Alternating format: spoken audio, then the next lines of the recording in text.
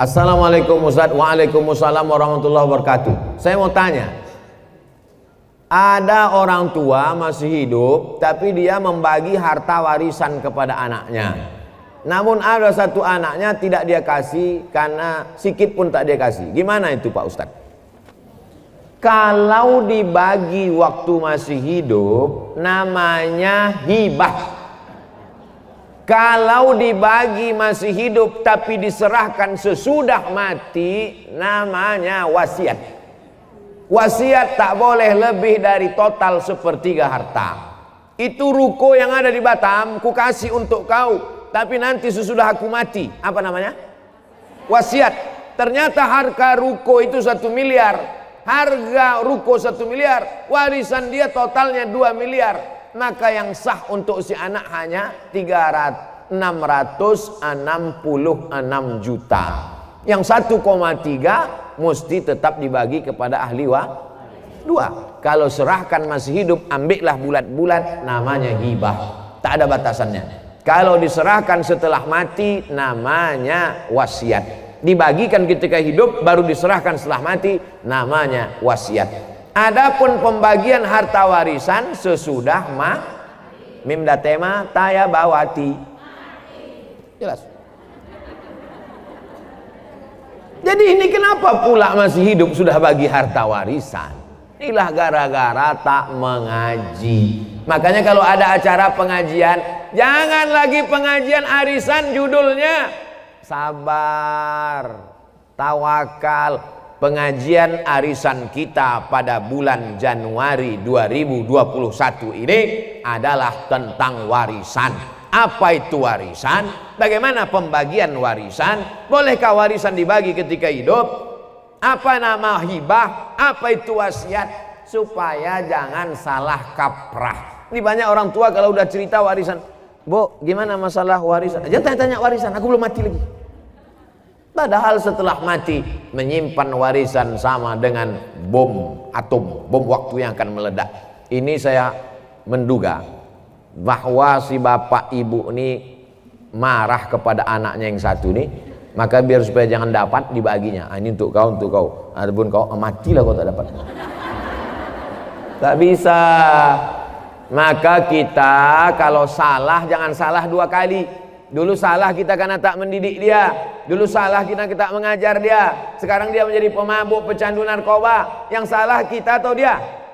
Kita yang salah. Maka pembagian harta warisan hak dia ada pada harta kita, karena dia adalah anak kita. Dia tak pernah minta jadi anak kita, kita pun tak pernah minta dia jadi anak kita. Allah yang mengirimkan dia ke rahim ibu, didik dia dengan baik. Kalau sudah dididik dengan baik tak juga baik, takdir seperti Nabi Nuh punya anak Kan'an, tapi dia tetap punya jatah harta setelah kita meninggal.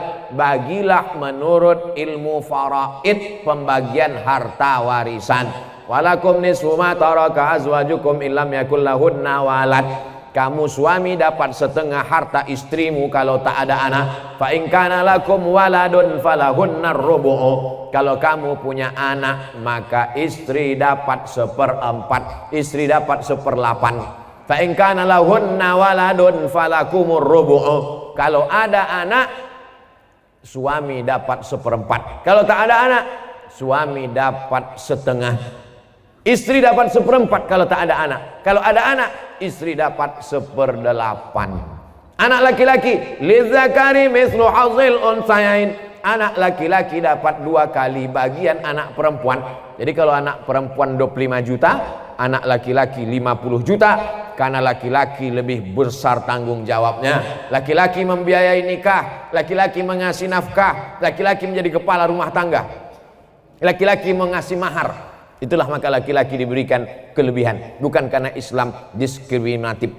Maka jelaskan nih kepada anak cucu kita, kalau tidak nanti kita akan salah, anak cucu kita akan salah, dan dia menjadi mengalir amal salah, bukan amal ya. Apakah kalau lagi haid boleh baca Quran melalui aplikasi di handphone?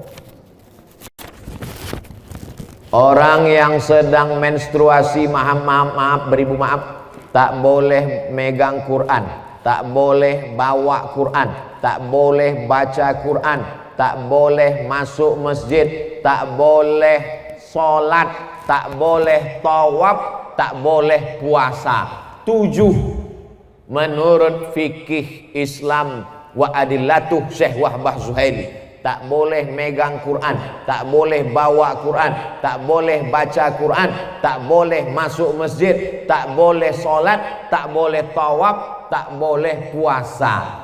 Itu mazhab yang saya pakai. Lalu Pak Ustadz, kalau baca Quran melalui aplikasi, membaca Quran bagi perempuan yang haid boleh dengan dua catatan pengecualian. Pertama, dia hafal Quran. Orang hafal Quran paling tidak mengulangi hafalannya 1 hari 2 juz. Kalau tak diulangi 2 juz hilang. Maka ibu yang punya anak hafal Quran, berarti 1 hari 2 juz mengalir pahala untuk ibu, baik hidup maupun mati. Lalu kemudian 1 bulan 2 kali khatam, setahun 24 kali khatam. Beruntungnya punya anak hafal Quran. Mudah-mudahan anak kita hafal Quran. Hafal Quran anak gadis kita, dia mengulang 1 hari 2 juz, dia boleh mengulang an zahri qalbin, dalam hati. Maka nanti kalau ibu nampak ada anak ibu diam aja, itu dia sedang ngulang hafalan. Kalau dia hafal Quran, kalau tak hafal tak tahulah tak apa dia.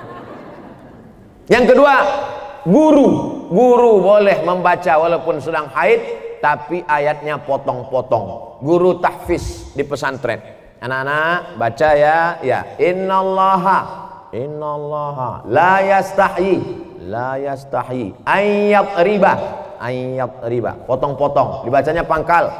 Silakan baca innallaha la yastahi ayyat masalam faham. Tak boleh dia baca normal macam orang yang sedang dalam keadaan suci, karena Quran itu suci sedangkan dia dalam keadaan haid, dalam keadaan kotor secara spiritual, bukan secara zohir. Karena perempuan itu tetap bersih tapi tidak suci. Bersih tubuh, sama macam maaf orang junub, badannya bersih tapi tidak suci menurut pandangan hakikat.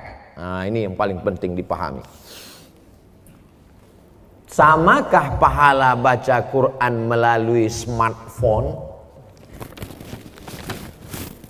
Baca Quran di dinding, ada tertulis di situ dinding, masuk masjid, ya ayyuhalladzina amanu taqullaha wal tanzur nafsum ma qaddamat lighad. Baca Quran di dinding. Yang satu lagi baca Quran di handphone. Kutiba alaikumul qitalu fil qatla al-hurru bil hurri wal 'abdu bil 'abdi wal unsa bil unsa. Yang satu lagi melihat mushaf Al-Quran. Ya ayyuhalladzina amanu ista'inu bis sabri was salah. Melihat mushaf, melihat handphone, melihat dinding. Pahalanya bukan dilihat kau baca Quran dari mana, tapi yang dilihat adalah lafaz di mulut dan di hati. Mulut fasih, tahsin, tajwid, hati ikhlas. Walaupun kau baca di pelepah kurma. Ada Quran zaman sahabat Nabi, Quran macam kita dicetak sekarang? Mana ada? Pakai resleting pula lagi. Kenapa kau tak pernah baca Quran ini? Saya sebetulnya mau baca Pak Ustadz, terus resletingnya macet terus tiap hari. Oh, kasihlah minyak jelantah. Dulu Quran ditulis di pelepah korma, di tulang onta, di batu yang, batu apa namanya itu? Batu lepes, batu ceper macam piring, ditulis. Jadi Quran tidak dilihat di mana, mau di kertas. Kertas adanya bambu yang ditumbuk, bambu, tahu bambu? Buluh, ditumbuk halus jadi bubur, dijemur. Itulah asal muasal kertas dari Cina. Lalu kemudian ada kertas satu lagi di Mesir, pohon bardi, tumbuhnya di tepi sungai Nil, disusun-susun melintang membujur, dipres pakai tanah liat, dijemur. Namanya kertas papirus. Kertas paling tua 2, satu dari Mesir, Fir'aun, satu dari Cina. Lalu kemudian barulah belakangan datang kertas masuk ke kota Makkah. Jadi Quran ditulis di kertas, di batu lepes, di tulang onta, di pelepah korma. Yang dilihat bukan baca di mananya, tapi yang dilihat adalah pelafazan mulut dan keikhlasan Hati. Ini Qurannya bukan main lagi. Mahal minta ampun. 30 juta harga Quran. Diletakkan di lemari tamu di depan. Setiap tamu yang datang menengok macam menengok kucing. Bukan Quran itu yang mahal. Quran mahal adalah Quran yang dibaca. Seorang ibu mengajarkan anak-anaknya sambil masak pagi. Tak ditengoknya pun Quran itu sambil masak. Bismillahirrahmanirrahim. Wadduha wallaili idza saja. Ma wadda'aka rabbuka wa ma qala. Walal akhiratu khairul laka minal ula. Sambal belacan ditengoknya. Tapi Quran yang ibu ajarkan ke anak ibu itu, itulah yang dibawanya sholat. Usahakan ibu yang membacakan Al-Fatihah ke anak ibu. Supaya apa? 17 kali sehari pahalanya mengalir ke ibu. Ibu yang membacakan Fatihah ke dia. Yang belum membacakan, balik dari sini nanti, bacakan. Yang balik sekarang, nanti habis acaranya. Balik. Nak, baca Fatihah nak. Bismillahirrahmanirrahim. Itu hanya kurang halus sedikit. Bismillahirrahmanirrahim. Alhamdulillahi rabbil alamin. Rohnya kurang tebal sedikit. Luruskan bacaannya. Kapan kelingking ibu masuk ke celah kakinya saat mengajarkan dia berwudu, masuk air ke celah kaki? Kapan ujung jari ibu masuk ke celah telinganya saat mengajarkan berwudu? Kapan mulut ibu mengajarkan? Kapan tapak tangan ibu memegang pundaknya? Rata pundakmu nak. Jangan kepala kau macam menengok kuda jantan, menengok kuda betina. Jangan kepala kau ni menunduk macam menengok rumput. Rata nak. Kelak kita semua inilah yang akan dia kenang. Al-madrasatul ula. Ibu adalah sekolahnya yang pertama. Alhamdulillah ibu amalkan. Pahalanya mengalir ke ibu, mengalir pula ke saya. Tapi pahala ibu tak berkurang. Ibu tetap dapat 100, saya 120.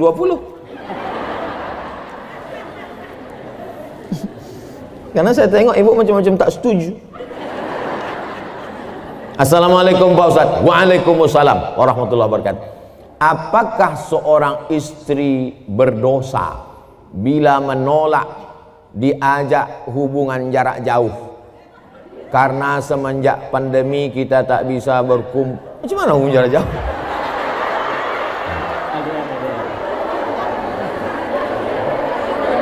LDR. Apa arti LDR itu? Long distance relationship. Wah, macam ABG pula Ustaz.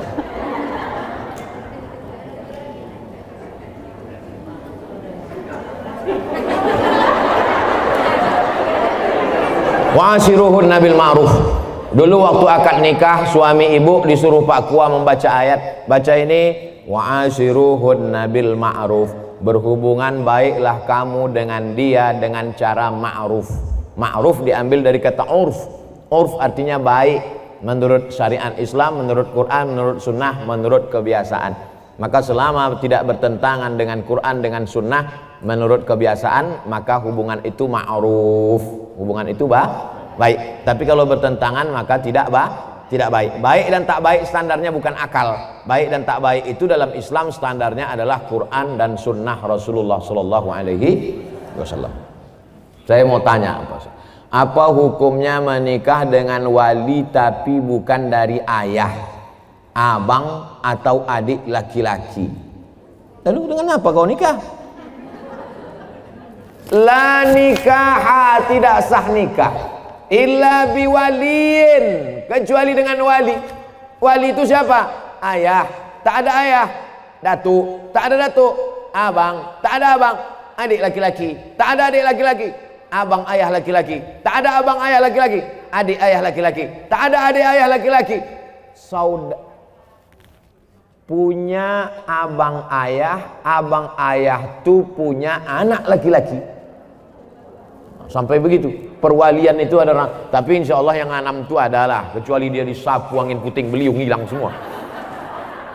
Andai dia anak yang ditemukan dalam kardus, namanya binti kardus, tak ada walinya, macam mana? Fasultanu waliyun man la waliyalaha. Maka sultan menjadi wali bagi orang yang tak punya wali. Siapalah wali orang perempuan di Batam kalau tak ada walinya? Sultan Kerajaan Riau Lingga.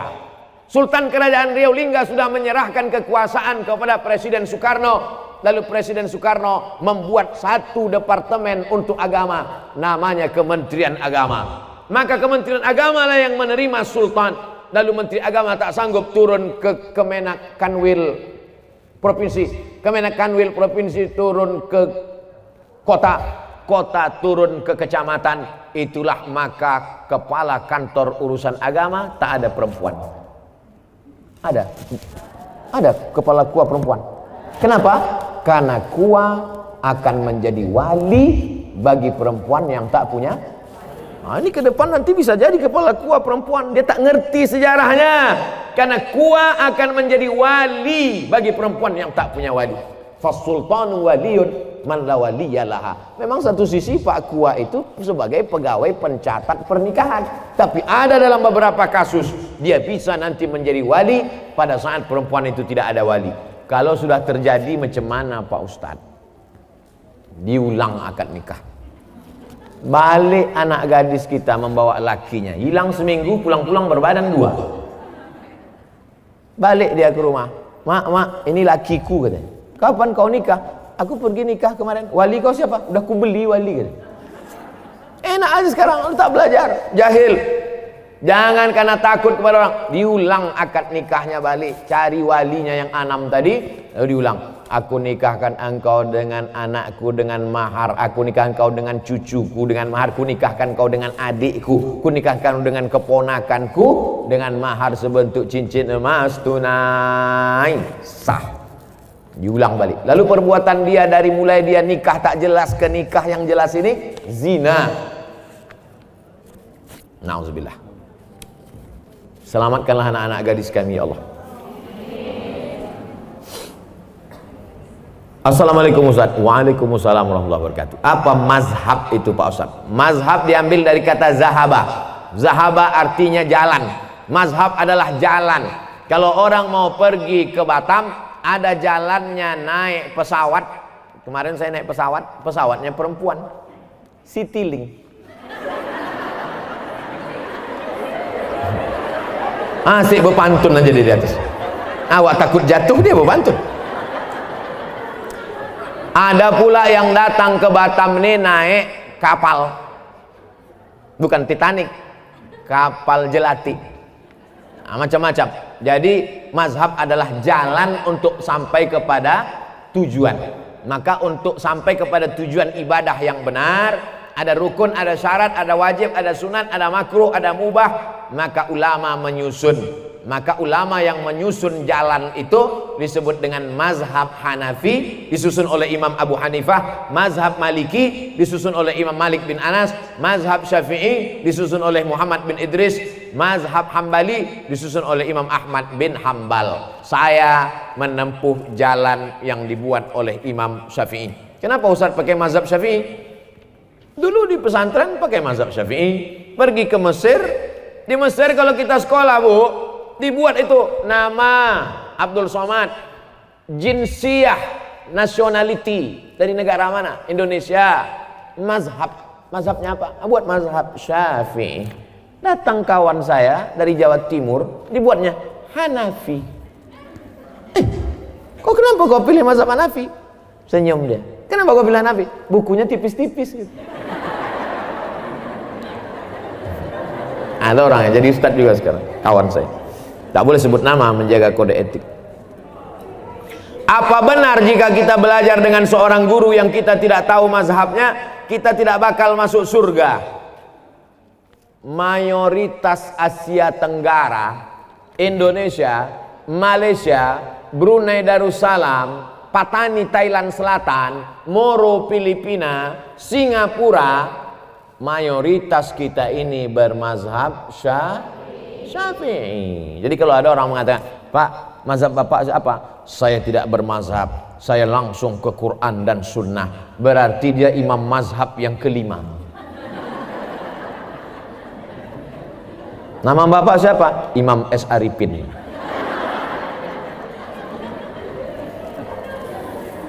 Bermazhab sebetulnya dia. Mana ada orang tak bermazhab di dunia ini? Imam As-Suyuti, hafalan hadisnya, hafiztu mi'atai alfa hadis. Aku hafal 200.000 hadis. 200.000 hadis dia hafal. Hafalan Qur'annya, tafsirnya aja 2 biji. Satu tafsir Jalalain, satu tafsir Ad-Durrul Mansur fit tafsir bil Ma'sur. Kitabnya berapa? Ada murid dia, namanya Imam Ad-Daudi. Kata Imam Ad-Daudi, guruku Imam Suyuti itu kitabnya 500 kitab. Abdul Somad di Batamnya aja 500. Tapi 1 judul. Dia 500 judul kitabnya. Tapi di ujung namanya Jalaluddin Abdurrahman As-Suyuti Asy-Syafi'i. Ulama selevel itu tetap pakai mazhab. Lalu ente siapa? Tak bermazhab. Sementara beliau mengajarkan akhlak mulia berpedoman dengan Al-Quran dan hadis. Bermazhab dia. Kalau tak bermazhab dia, nanti kita datang diam-diam tanya, kau diam-diam apa mazhab? Aku sebetulnya mazhab, cuman aku segan. Bermazhab, apa tak bermazhab? Assalamualaikum Pak Ustaz. Waalaikumsalam. Apakah koperasi itu riba? Kumpullah duit ibu, sejuta, 100 orang berarti 100 juta. Itu kumpullah duit 100 juta. Lalu kemudian ditanya kepada masyarakat, siapa yang mau bisnis silakan minjam uang kemari. Akhirnya minjam uang lah orang ramai-ramai. Minjam 10 juta bayar 12, minjam 100 bayar 120, minjam 20 bayar 24. Bunganya selama setahun dikumpul dibagi kepada seluruh bunga dari simpanan wajib, maka transaksinya semuanya adalah uang dengan uang riba. Pinjam uang, bayar uang, kembali uang, riba. La ta'kulur riba ad'afan mudha'afah. Lalu bagaimana dengan BMT Pak Ustadz? Baitul Mal wat Tamwil. Ibu masih konsen? Yang tak konsen gerakkan kepala ke kanan, ke kiri, ke atas, ke bawah, bukakan mulut.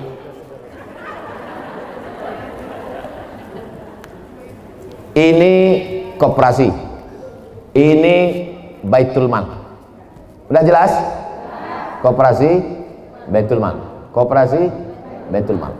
Datanglah saya ke koperasi. Assalamualaikum koperasi, selamat siang. Koperasi, bisa aku minjam duit koperasi? Berapa Pak? 200 juta mau beli mobil. Bisa, bayarnya nanti 250. Berarti akadnya uang dengan uang. Uang dengan uang riba. Dah selesai.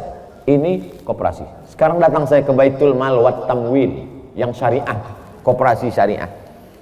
Assalamualaikum kop syariah. Waalaikumsalam. Ustadz Somad, boleh foto gak? Boleh, ada habis tuh.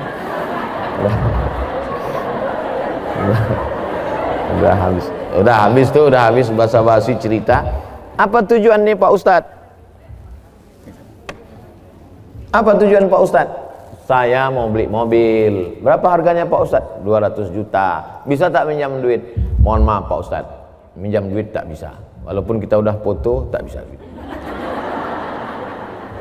Jadi macam mana? Datanglah Baitul Mal wal Tamwil. Di mana mobilnya Pak Ustadz? Mobilnya ada di dekat Masjid Agung. Pergilah orang BMT ini membeli mobil itu. Dibelinya lah mobil itu secara cash. Setelah dibelinya mobil itu secara cash, dijualnya kepada saya secara cicil. Maka akad saya dengan BMT uang dengan mobil, uang dengan uang riba, uang dengan barang. Bisa buka handphonenya semua? Silakan buka. Setelah buka handphone, buka Google. Sudah? Setelah buka Google, tulis di situ SOMADMOROCC O. Sudah? Saya ulang sekali lagi. Sudah buka Google? S O M A D M O R O C C O. Sudah? Spasi. Sudah spasi? Kredit. K R E D I T. Kredit. Enter. Sudah? Langsung posting yang paling atas, Somad Maroko Blogspot Kredit, langsung postingkan ke Facebook. Share ke kawan-kawan. Sudah? Tak tahu cara men-share? Nah, sekarang ku ajari.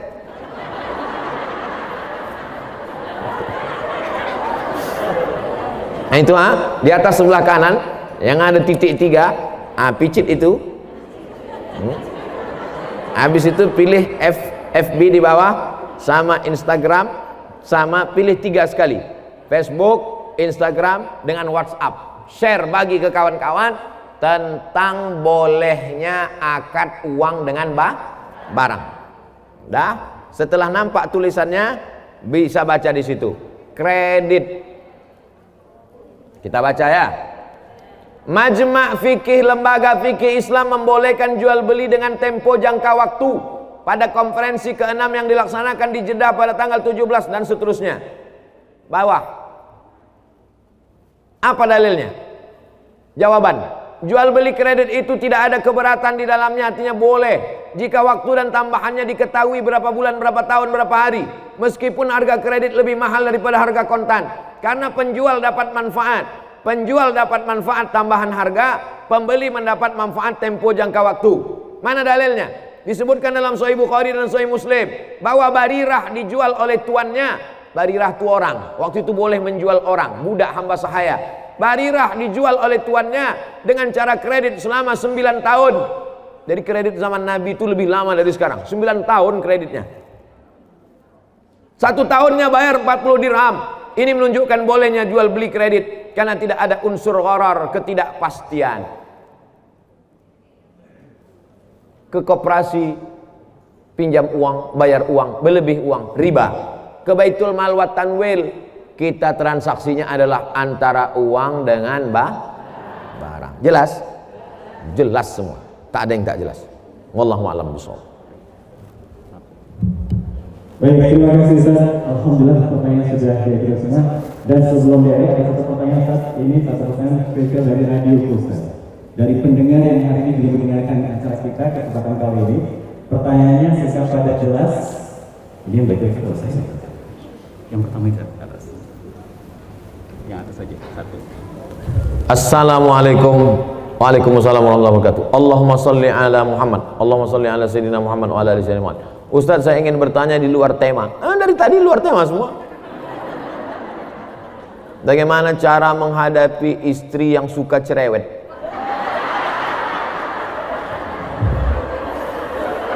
Jadi ibu dengarkan baik-baik ya. Saya jumpa dengan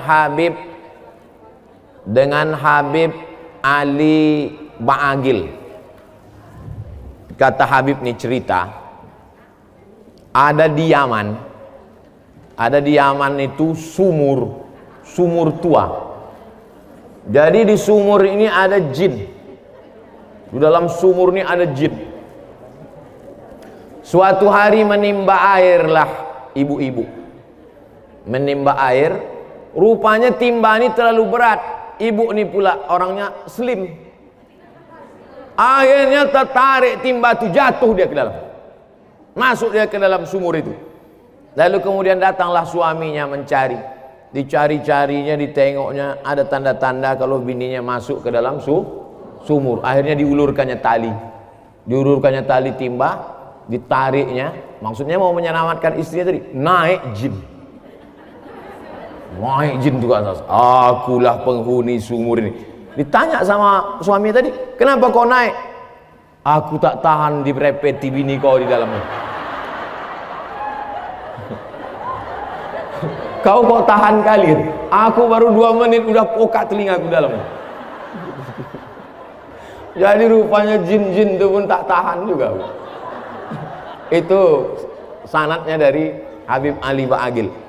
Dia cerita ke saya tak tahu udah cerita itu dari mana. Kalau mau tahu tanyalah ke dia. Jadi kalau ada perempuan-perempuan ini merepet, repetnya itu ada dua, repet positif dan repet negatif. Jadi kalau ibu-ibu masih merepet, kenapa abang pulang terlambat, abang pulang pergi sama siapa, jalan sama siapa, itu positif apa negatif? Dia mau menyelamatkan bapak supaya jangan habis waktu nongkrong di kedai kopi. Dia mau menyelamatkan supaya duit tak habis sama kawan-kawan sehingga tak bisa membayar anak sekolah. Dia ingin supaya bapak mendirepetnya, abang kenapa tak sembahyang, nanti abang kalau tak sembahyang ku campakkan ke sungai. Takkan sampai hatinya. Dia baik. Kedua, dia merepet itu ada sebabnya. Betul? Betul. Tapi kalau sudah lengkap 5, sudah dikasih makan, sudah dikasih pakaian, sudah dikasih tempat tinggal, sudah dikasih pendidikan, sudah dikasih perhatian, merepet juga dia. Tanya dia baik-baik, kau ini sebetulnya dulu nikah sama aku ini dipaksa sama ayahmu atau gimana? Jadi repetnya itu ada positif, ada negatif. Selama ibu masih merepet dengan anak ibu, kau pergi kemana sama siapa, jalan pulang jam berapa, kenapa jilbabmu tak panjang, kenapa rokmu pendek, kenapa ini koyak, kenapa pinggangmu kau ikat pakai tali jemuran, kenapa? Selama ibu masih merepet, insya Allah selamatlah anak-anak kita, insya Allah. Selagi ibu masih bisa merepet, merepetlah bu. Siap merepet, takbir. Repet teruskan. Baik, terima kasih.